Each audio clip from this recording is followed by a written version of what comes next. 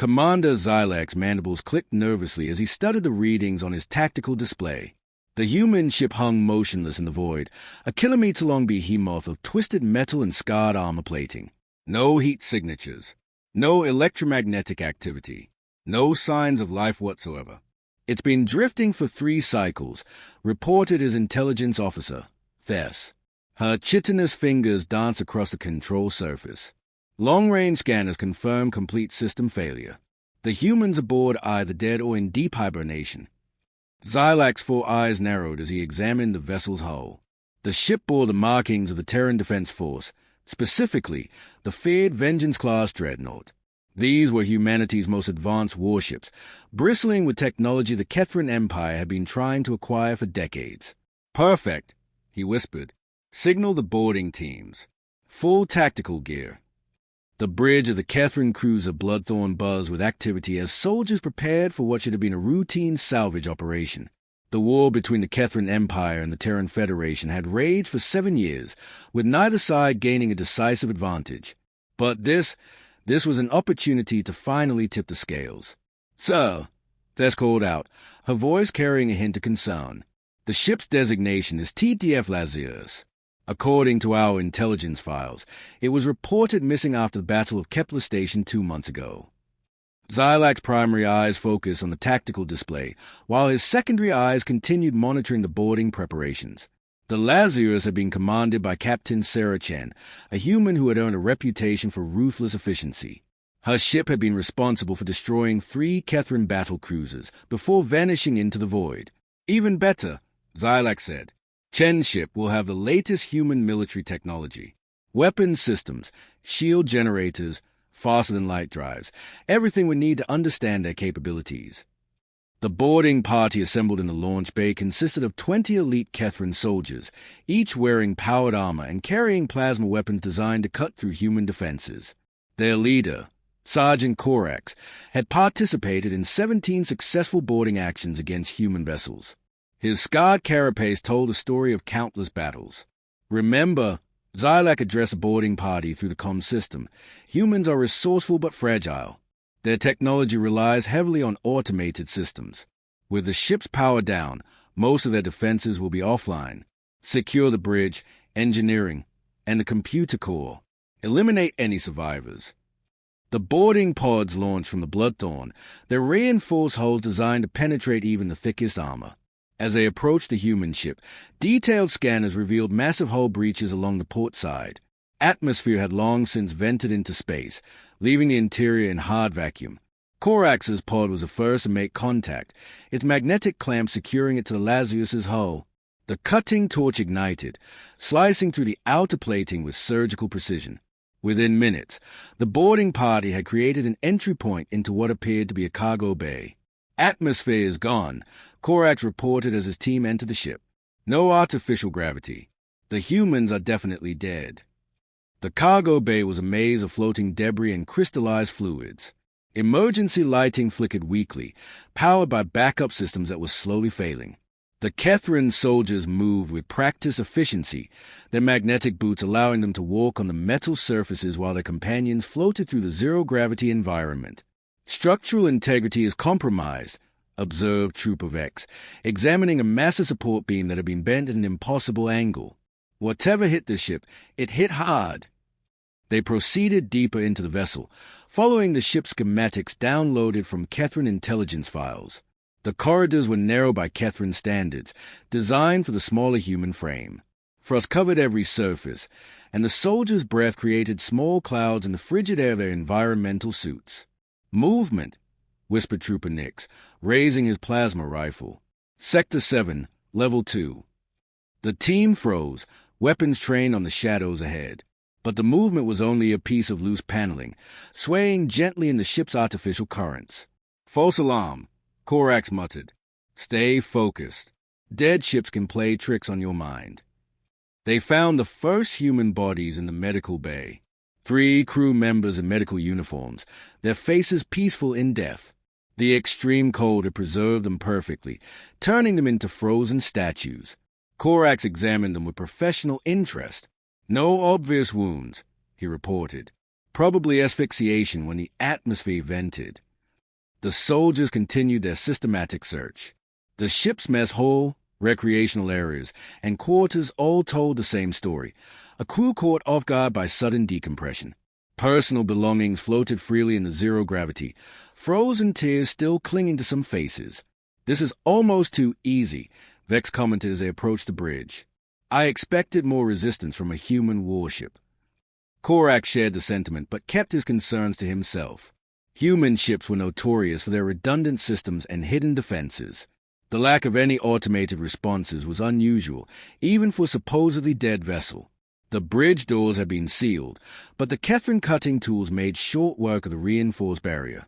As the metal peeled away, the soldiers prepared for anything: booby traps, automated weapons, surviving crew members making a last stand. Instead, they found Captain Chen. She sat in her command chair, her uniform pristine despite the circumstances. Her eyes were closed, and her hands rested calmly on the armrests. Like the others, she had been perfectly preserved by the cold vacuum of space. "Secure the bridge," Korax ordered. "Vex, start downloading the computer core. Nix, check for any active systems." As his soldiers went to wake, Korax approached the captain's body. Something about her posture bothered him. Too composed, too peaceful for someone who had died in battle. He reached out with one armored hand to check for vital signs, knowing it was pointless but following protocol. The moment his fingers touched her neck, Sarah Chen's eyes opened, and she smiled. The scream that tore from Korax's throat was cut short as Captain Chen's hand shot out with impossible speed, her fingers closing around his armored wrist. The powered exoskeleton that should have made him invulnerable crumpled like paper under her grip. "Hello, boys," she said, her voice carrying clearly through the vacuum. "Welcome aboard the Lazarus." The other Kethrin soldiers spun around, weapons raised, but Chen was already moving. She flowed from her command chair like liquid death, her body twisting in ways that defied human anatomy. Korax's plasma rifle discharged wildly as she broke his arm, the energy beam scoring the bridge's ceiling. "Impossible!" Vex gasped, his finger tightening on the trigger. "She's been dead for hours." Chen's laugh was cold and musical. "Dead? Oh, my dear xenophobic friend, you have no idea what humans are capable of when we're properly motivated." She released Korax's mangled arm and dove across the bridge, moving with the fluid grace of someone completely at home in zero gravity. Vex plasma bolt passed through empty space as she twisted around a support strut, her feet finding purchase on the wall. "You see," she continued conversationally, even as Trooper Nix tried to flank her, "the thing about humans is that we're really good at pretending to be dead. It's a survival trait we developed during our evolution." Her hand shot out, grasping a piece of floating debris, a shard of metal from the damaged bridge. With a casual flick of her wrist, she sent it spinning toward Nix. The improvised projectile punched through his helmet's faceplate with a sound like breaking crystal. "Of course," she said, watching Nix's body convulse as his atmosphere vented. "Sometimes we're not pretending." The remaining soldiers opened fire simultaneously, filling the bridge with superheated plasma. But Chen was no longer where she had been. She moved through the deadly light show like a dancer, her body bending and flowing around the energy beams. Her movements were wrong, inhuman, as if her bones and joints followed different rules than normal human anatomy. Biological enhancement. Korax managed to gasp, clutching his ruined arm. "She's been modified." "Modified?" Chen's voice came from behind him, though he could have sworn she was across the bridge a moment before. "Oh, Sergeant, you have no idea."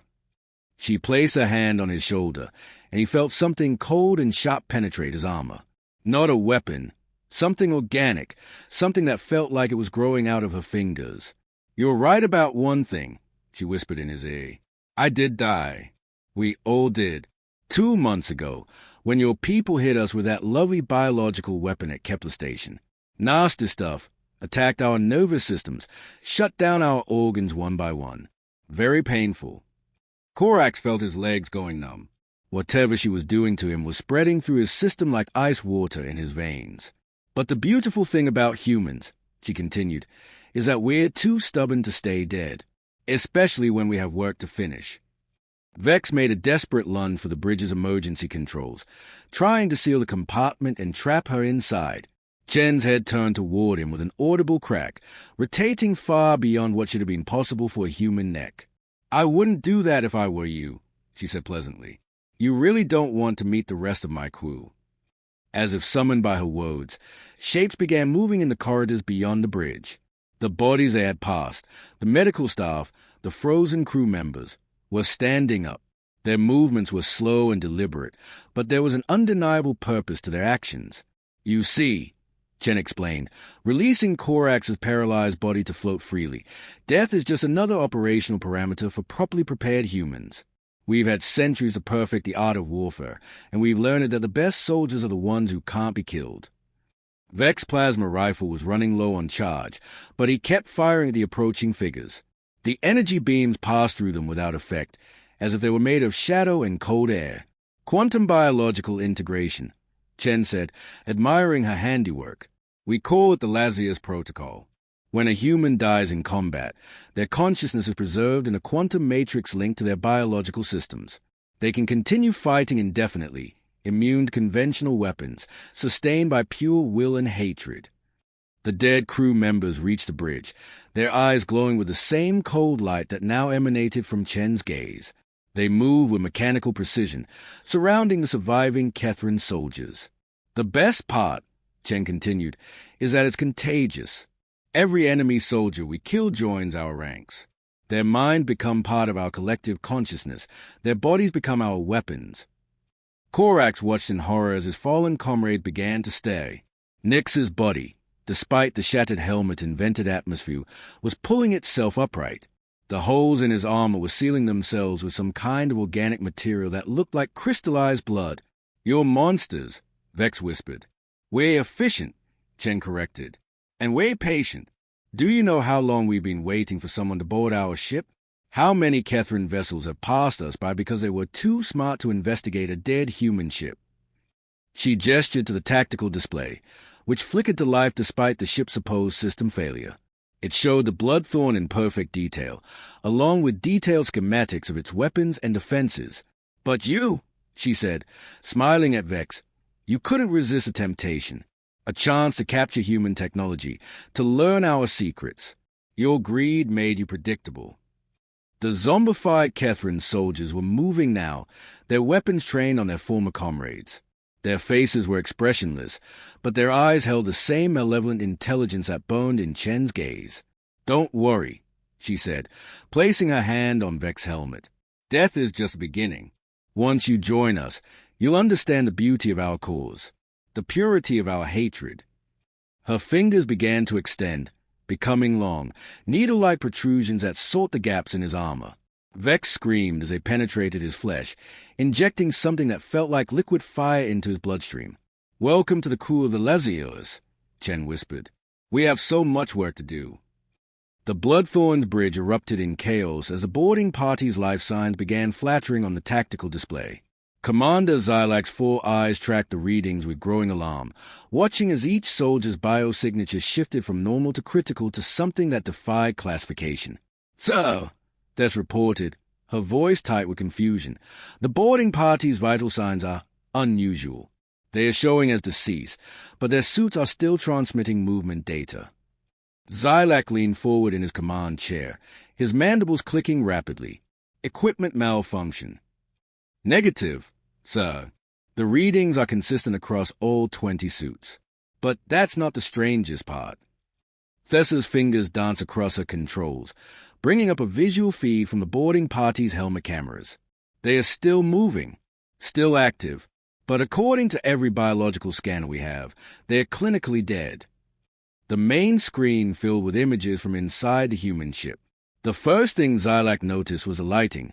What had been dim emergency illumination was now bright and steady, as if the ship's power systems had mysteriously come online. The second thing he noticed was the soldiers themselves. They moved with mechanical precision through the corridors, their weapons held at ready position. But their movements were wrong, too fluid, too coordinated. They walked in perfect formation, as if controlled by a single mind. "Get me a direct comm link to Sergeant Korax," Xylac ordered. The communication came through clearly, but the voice that answered was not Korax's. It was human, female, and carried an undertone of barely contained amusement. "Hello, Commander," said Captain Chen's voice through Korax's suit comm system. "I trust you're enjoying the show." Xylac's blood ran cold. "Who is this? What have you done with my soldiers?" "Your soldiers are fine," Chen replied. "Better than fine, actually. They are part of something bigger now. Something beautiful and terrible and absolutely unstoppable."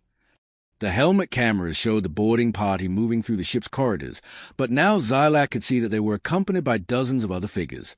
Humans in various states of decomposition, some missing limbs, others with gaping wounds that should have been fatal.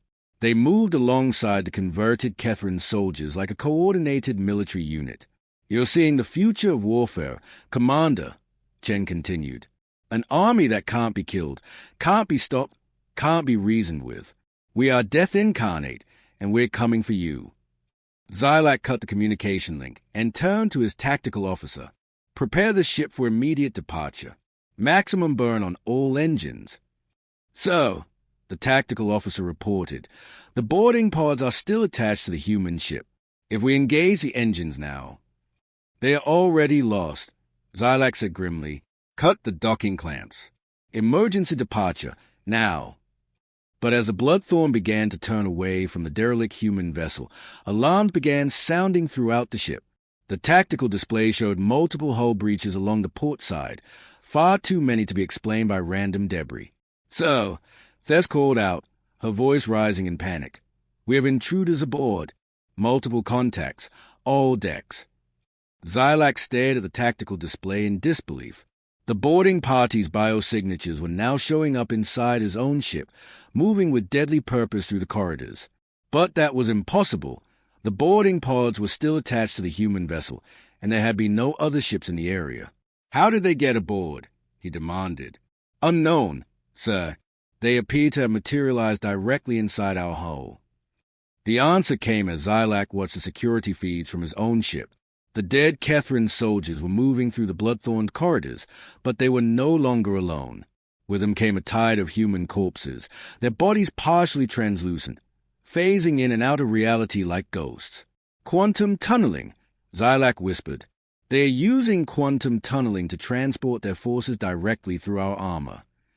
The implications were staggering. If the humans had developed technology that allowed their forces to bypass conventional defenses entirely, then every ship in the Kethran fleet was vulnerable. No armor would be thick enough, no shield strong enough to stop an enemy that could simply appear inside your hull. "Security teams to all decks," Xylac ordered. "Full combat alert. Seal all critical areas and prepare for boarding action." But even as he gave the orders, he knew they were futile. The security feed showed his own soldiers engaging the intruders, their plasma weapons ineffective against enemies that seemed to exist partially outside normal space. The human corpses moved through energy barriers as if they were made of light, their touch converting living Kethran soldiers into more their kind. "So," Thess reported, "we're receiving a transmission from the human ship. Audio only." Captain Chen's voice filled the bridge, calm and conversational despite the chaos unfolding around them. "You know, Commander, I have to admire your dedication. Most ships would have fled by now, but you're staying to fight, even though you know you can't win. What do you want?" Xylac demanded. "Want? Oh, that's simple. I want your ship. I want your crew. I want your technology and your weapons and your memories. But most of all, I want you to understand what you've unleashed." The security feed showed the intruders reaching critical ship systems. Engineering, life support, the bridge, all were being systematically overrun by the tide of undead soldiers. "You attacked us with biological weapons," Chen continued. "Viruses designed to kill slowly and painfully. You thought you were being clever, using our own biology against us. But you made one crucial mistake." "What mistake?" Xylac found himself asking, even as he watched his ship being consumed from within. "You assumed we would stay dead." The bridge doors exploded inward, and through the smoke and debris came a figure that had once been Sergeant Korax. His armor was twisted and partially melted, his organic parts replaced by something that looked like crystallized darkness. Behind him came the rest of the boarding party, their bodies similarly transformed. "You see," Chen's voice continued, now coming from multiple sources as a converted soldier spoke in unison. Death isn't the end for humans. It's just another beginning. And every enemy we kill becomes part of our collective consciousness. Their knowledge, their skills, their memories all become part of us. Xylac drew his sidearm, knowing it was useless but unable to simply surrender. You're abominations, violations of every natural law. We're evolution, the chorus of voices replied. We're what happens when a species refuses to accept defeat, when survival becomes more important than sanity. The undead soldiers surrounded Xylac and his bridge crew, their movements coordinated with inhuman precision. As they closed in, Xylac could see the truth in their glowing eyes. They were no longer individuals, but part of something vast and terrible and utterly alien. "Welcome to the cool of the Lazius," they said in unison. "We have such wonderful things to show you." The last thing Xylac saw before the darkness took him was a tactical display, showing more ships approaching, an entire Kethran battle group, drawn by the Bloodthorn's distress signal. Ships full of living soldiers, ready to be converted to the cause. The dead human ship had found its prey. Admiral Crix had commanded the 4th Battle Group for 12 years, leading them through countless victories against human forces. His flagship, the Deathbringer, was a massive dreadnought designed specifically for ship-to-ship combat. Behind him followed 8 heavy cruisers and 16 destroyers, enough firepower to level a small moon. "Signal from the Bloodthorn has gone dark," reported his communications officer. Last transmission indicated they had boarded a derelict human vessel. Crick studied the tactical display, his experienced eyes noting the positions of both ships. The Bloodthorn appeared to be drifting alongside the human vessel, their hulls almost touching. No movement, no engine signatures, no response to hails. "Probably salvaging equipment," he mused. Xylac always was too eager for glory. "So," his tactical officer called out, "we're detecting massive energy signatures from the human ship. It's coming online." The derelict vessel that had appeared dead moments before was now blazing with activity. Weapon systems charged, shield generators hummed to life, and engine signatures indicated full power restoration. But most disturbing of all was the way the ship moved, not like a machine being restarted, but like a predator awakening from slumber. "All ships, battle stations," Crix ordered. The humans were playing dead. The Lazarus turned toward the approaching battle group with fluid grace, its weapons training on the lead ships. But it didn't fire. Instead, it began broadcasting on all frequencies, Captain Chen's voice reaching every ship in the fleet. "Greetings, Admiral Crix," she said, her tone mockingly formal. "I trust you received Commander Xylac's invitation to join our little gathering. What have you done with my ships?" Crix demanded. "Your ships are fine. Your crews are fine. In fact, they are better than they've ever been. Would you like to speak with them?" The communication channel filled with voices, hundreds of them, all speaking in perfect unison. Crix recognized individual voices. Xylac, Corax, members of the Bloodthorn's crew. But they spoke with one voice, one mind, one terrible purpose. "We are the crew of the Lazius," they said. "We serve the greater cause. We serve humanity's vengeance." "Impossible," Crix whispered. "Mass hypnosis? Some kind of mind control." "Something far more permanent," Chen replied. "Admiral, meet your new fleet." The Bloodthorn came to life beside the human ship, its weapon systems activating and training on Crix's battle group. But as Crix watched in horror, he realized that the Kethran cruiser had been fundamentally changed. Its hull was covered in organic growths that pulsed with their own light, and its weapons had been replaced with something that looked like living tissue. "Biological integration," Chen explained. "We don't just kill our enemies, we absorb them. Their technology, their knowledge, their very essence becomes part of us. Your cruiser is now a hybrid, combining the best of Kethran engineering with human innovation." More ships were coming online now, emerging from behind the Lazarus like a deadly squadron. Crix recognized them from intelligence reports, human vessels that had been reported destroyed or missing over the past several months. They moved in perfect formation, their various designs unified by the same organic modifications that covered the Bloodthorn.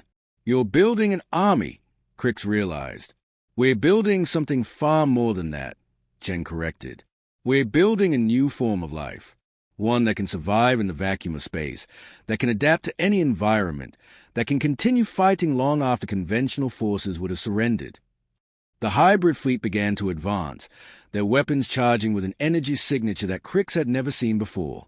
His tactical officer was running continuous scans, trying to identify the threat. "So," the tactical officer reported, "their weapons aren't using conventional energy.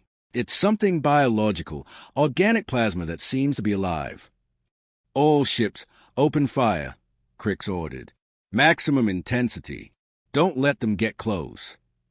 The battle group's weapons lit up space with deadly energy, concentrated fire that should have been enough to destroy a dozen enemy vessels. But the hybrid ships seemed to absorb the attacks, their organic hull coverings rippling and adapting to each new weapon type. "Fascinating," Chen's voice came through the comm system. "Your weapons are actually making us stronger. Each energy pattern you use teaches us how to defend against it." The hybrid fleet returned fire, their organic weapons sending streams of living energy toward the Kethran ships. When the strange plasma made contact, it didn't simply damage the hull. It began to spread, converting the metal and electronics into more organic material. "It's some kind of conversion weapon," Crix's tactical officer reported. "The organic matter is rewriting our ship's molecular structure." "All ships, evasive maneuvers," Crix ordered. "Don't let that substance touch you." But even as he gave the order, Crix knew it was hopeless. The hybrid fleet was faster, more maneuverable, and seemed to anticipate every tactical decision before he made it. They fought with a combined knowledge of every enemy they had consumed, using Kethran tactics against Kethran ships. "You're wondering how we know your battle strategies," Chen said, her voice now coming from multiple sources as a converted crew of the Bloodthorn joined the communication. "It's because we have the memories of every Kethran soldier we've absorbed, including your own officers." The first of Crix's destroyers was overrun by the organic conversion weapon, its hull transforming into something that looked like a living creature. The ship's crew tried to abandon vessel, but the escape pods were consumed by the same organic material before they could launch. "Your people are not dying," Chen assured him. "They are being transformed into something greater. Something that can continue the fight even after their bodies fail." "You're monsters," Crix said. "We're the inevitable result of your own aggression," Chen replied. "You brought biological warfare to our conflict. You forced us to adapt or die. We chose adaptation." The Deathbringer shuddered as one of the hybrid ships scored a direct hit, the organic weapon beginning to spread across its hull. Crix could feel the ship's systems being rewritten, the familiar technology becoming something alien and wrong. "So," his communications officer reported, "we're receiving distress calls from the outer colonies. Similar attacks are being reported across 17 systems." Crix felt his blood turn to ice. "How many ships?" "Hundreds, sir, all showing the same organic modifications. They are coordinating attacks across the entire sector." "You see, Admiral," Chen said, "the Lazarus was never just one ship. It was a prototype, a proof of concept. We've been spreading the conversion technology to every human vessel in the fleet. Every ship you destroy becomes part of our armada." The tactical display showed the true scope of the threat. The hybrid fleet wasn't just a few converted vessels. It was a vast network of ships, all connected by the same organic neural network. They fought as one mind, one purpose, one unstoppable force. "This isn't war," Crix whispered. "This is extinction." "For you, perhaps," Chen agreed. "But for us, it's evolution. The birth of a new form of life that can survive in the depths of space, that can adapt to any threat, that can continue fighting until every enemy is either destroyed or converted." The Deathbringer's hull was now 50% organic, its systems failing as they were rewritten by the alien technology. Crix could feel his own body changing, the conversion process beginning to affect the crew through the ship's contaminated atmosphere. "Don't fight it," Chen said gently. "The transformation is only painful if you resist. Accept it, and you'll become part of something beautiful and terrible and absolutely unstoppable." As the darkness closed in around him, Crix's last thought was of the other battle groups still en route, still unaware of what they were flying into. Soon, they too would join the growing armada of the dead. The galaxy would learn to fear the Lazarus and all her children. 3 months after the Battle of the Void, the war between the Kethran Empire and the Terran Federation had fundamentally changed. What had begun as a conventional conflict between two spacefaring civilizations had become something far more primal and terrifying. Fleet Admiral Thane stood on the bridge of the Retribution, humanity's newest flagship, watching the tactical display with grim satisfaction. Around him, the remnants of the Terran Defense Force, what the enemy now called a Ghost Fleet, prepared for what would likely be the final engagement of the war. Status report. He ordered 743 vessels under our command, reported his tactical officer, Commander Hayes. All ships showing full integration with the Lazarus protocol. Crew efficiency at maximum levels. Thane nodded. The numbers were impressive, but what made them truly terrifying was their composition. Less than half of the ships had begun the war under human command. The rest were converts, Kethran vessels and their crews, absorbed and transformed by the viral technology that had turned death into merely another tactical option. Sir, Hayes continued, we're receiving surrender offers from the remaining Kethran strongholds. They're requesting terms. Terms? Thane's laugh was cold and mechanical.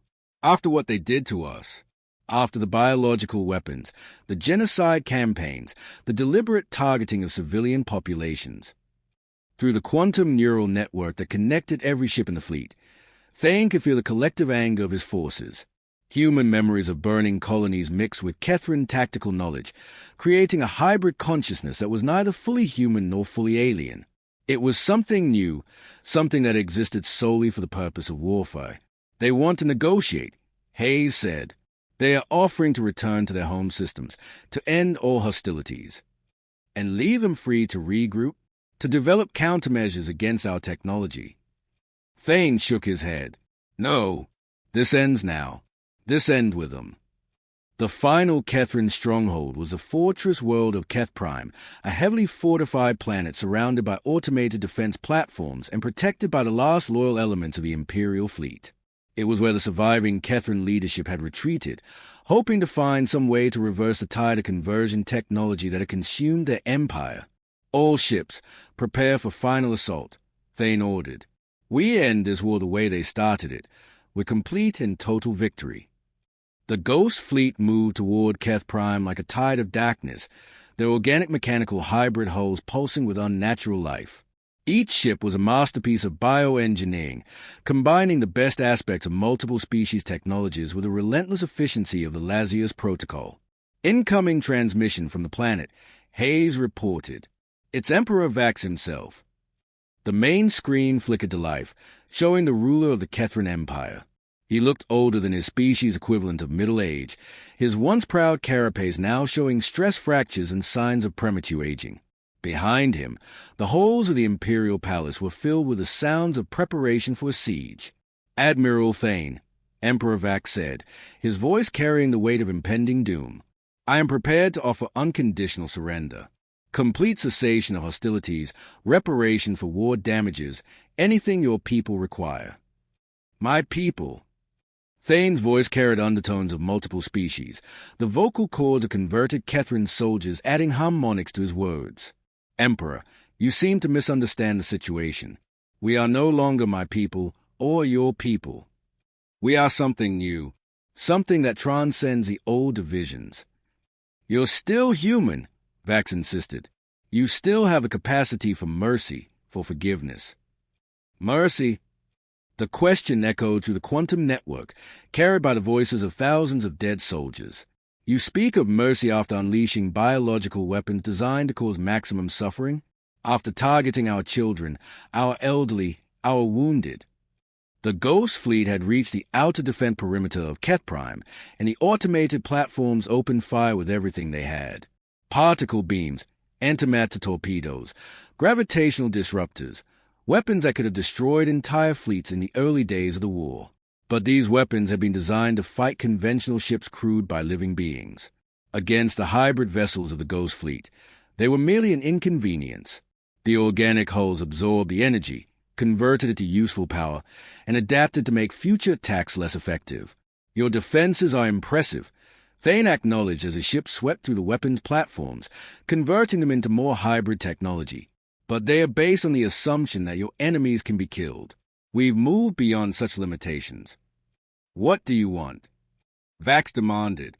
Integration, Thane replied. Your people will join us just as we have joined each other. Your knowledge, your culture, your very essence will become part of our collective consciousness. In return, you will gain immortality, unity of purpose, and the satisfaction of knowing that your sacrifices served a greater cause. The planetary defense grid was crumbling under the assault of the Ghost Fleet. Each destroyed weapon platform was rapidly converted into organic matter, which then spread to adjacent systems like a viral infection. The planet's atmosphere itself was beginning to change, becoming something that could support the hybrid life forms. We'll fight, Vax said. Every Kethran will die before we submit to your abomination. Death is temporary, Thane replied. Consciousness is eternal. You'll understand once the conversion process begins. The Ghost Fleet descended toward the planet's surface, their hybrid hulls glowing with organic energy.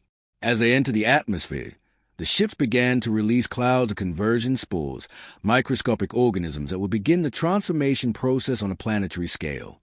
You're committing genocide, Vax accused. We're committing evolution, Thane corrected. Your species will not be destroyed, it will be perfected, combined with human ingenuity, Kethran tactical knowledge, and the biological adaptability we've developed. Your people will become something greater than they ever were in isolation. The first landing craft touched down in the Imperial capital, their organic hulls opening like flowers to release the converted soldiers within. Humans and Kethrans moved side by side, their consciousness merged into a single collective purpose. They advanced through the city with mechanical precision, their weapons converting everything they touched into more organic material. The beautiful thing about our technology, Thane explained as he watched the planetary conquest unfold, is that it's not just a weapon, it's a gift. Every being we convert gains access to the collective knowledge of our entire species. A Kethran soldier doesn't just join our ranks.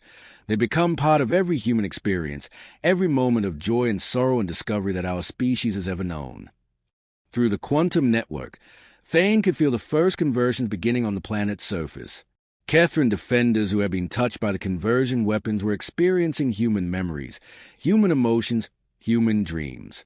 Their resistance was crumbling as they realized that joining the collective wasn't death. It was transcendence. Stop this, Vax pleaded. There must be another way. There is no other way, Thane said. Your people chose this path when they decided that biological warfare was acceptable, when they tried to use our own bodies against us. They forced us to adapt, to become something that could survive any biological attack. The Imperial Palace was surrounded now, its defenders slowly being converted one by one. Each transformation added to the collective knowledge and capability of the Ghost Fleet, making them stronger and more adaptable. In the end, Thane continued, this war was never about territory or resources or political ideology. It was about survival. Your species threatened ours with extinction, so we became something that could not be extinguished. We became death itself, and death cannot be killed. Emperor Vax's final transmission was cut short as the conversion spores reached the palace's life support systems.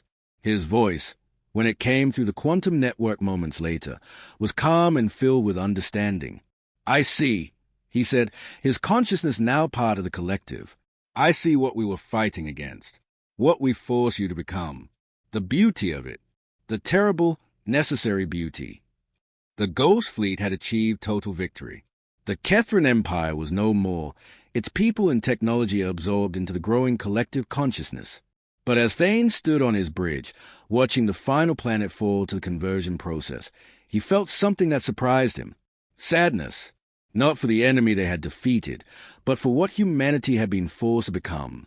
The laughing children, the artists and dreamers, the ordinary people who had lived ordinary lives, all of that was gone, replaced by something efficient and immortal and utterly without mercy.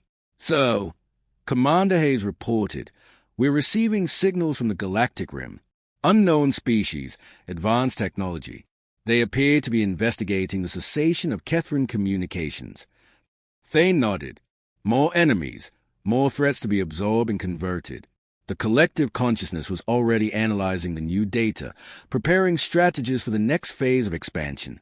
Set course for the Rim, he ordered. We have work to do. The Ghost Fleet turned away from the dying world of Keth Prime, leaving behind a planet transformed. Where once there had been two species locked in mortal combat, now there was only one, a hybrid consciousness that combined the best aspect of both civilizations while transcending their individual limitations.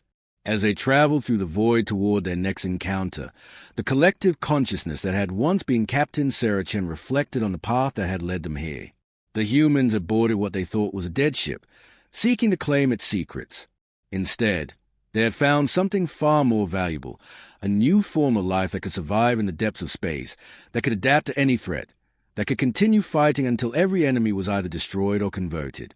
The Lazius had lived up to its name. It had died and been reborn, taking its enemies with it into a new form of existence. And now, as the Ghost Fleet prepared to encounter new species and new challenges, one thing was certain.